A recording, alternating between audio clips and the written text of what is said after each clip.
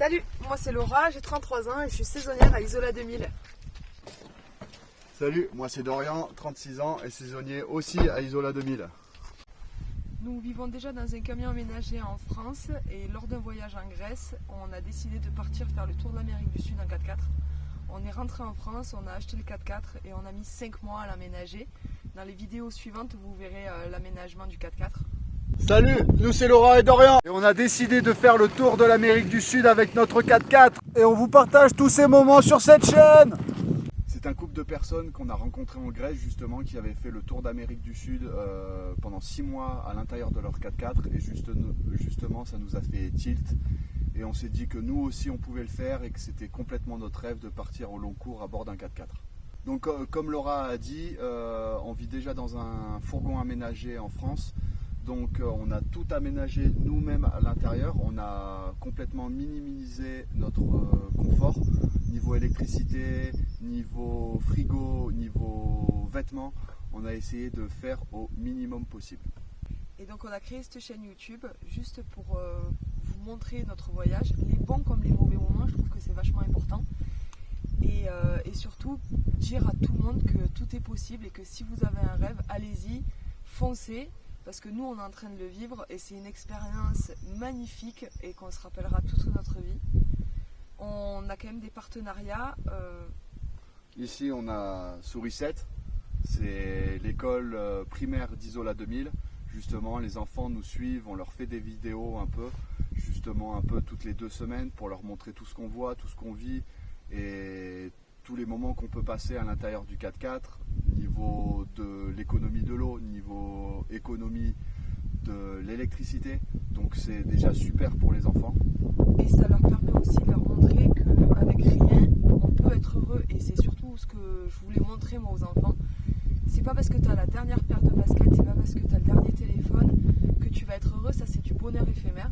Et en fait, on veut juste leur montrer que d'être devant un coucher de soleil, devant une montagne ou devant un glacier, ben ça te permet juste d'être heureux. Et c'est des choses simples dans la vie qu'on est en train de perdre actuellement. Donc pour les partenaires, nous avons Pine to Palm, qui est une fabricante de vêtements, on va dire outdoor, c'est-à-dire tout bonnet, bandeau, chapeau, poncho. En l'occurrence, là, je porte un t-shirt, elle fait des sweats. Ensuite, nous avons la savonnerie de la Tinée. C'est fabriqué en France. Et c'est fabriqué en France, oui. Et respectueux de l'environnement. Ensuite, nous avons la savonnerie de la Tinée qui fait ses savons lui-même. Il est tout seul dans son entreprise. Et puis, c'est tout des savons bio. Donc, nous, c'était important de pouvoir partir avec des savons où on pouvait se laver un peu plus n'importe où qu'au lieu de partir avec... je ne donnerai pas de marque de shampoing, mais qui font de la mousse de partout et qui ne sont pas du tout respectueux de l'environnement. Et du coup, aider aussi et faire un peu de visibilité aussi pour ces petites marques-là qui se lancent. Ensuite, nous avons eu Rocalu. On a justement le Haut-Vent qui est là et le hardtop qui est là, mais le hardtop, on l'a acheté.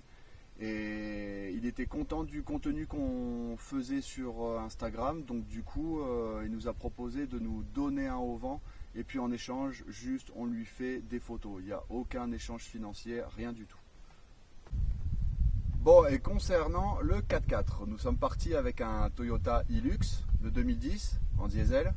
Nous l'avons appelé le 4+1 élément. Pourquoi le 4+1 élément? Nous avons 4 éléments sur la planète: l'eau, le feu, la terre et l'air. Et notre 4x4, qui est donc le 5e, va nous faire profiter en gros de tous ces éléments-là. Surtout qu'on est sur un continent où bien sûr ces 4 éléments sont bel et bien existants. Donc il y a 2 éléments qui sont un peu contraignants avec la configuration qu'on a. C'est le vent et la pluie, car on est en tente de toit et on ne peut pas l'ouvrir non plus quand on veut. Et on n'a pas non plus d'abri derrière dans le hardtop, juste derrière moi. Donc tout ce qui est bon moment et mauvais moment, ça se passe aussi devant dans la cabine. Ça nous est arrivé déjà quelques fois de passer des nuits là-bas dedans. Donc voilà, ça fait déjà 2 mois qu'on est parti. Quand on s'est lancé dans cette aventure, on n'y connaissait rien, on a appris au fur et à mesure. Et maintenant, on se lance sur YouTube, on n'y connaît rien, on n'y comprend rien. Mais de vous partager tout ça, ça va être juste exceptionnel parce que c'est une aventure humaine qu'on est en train de vivre qui est magnifique.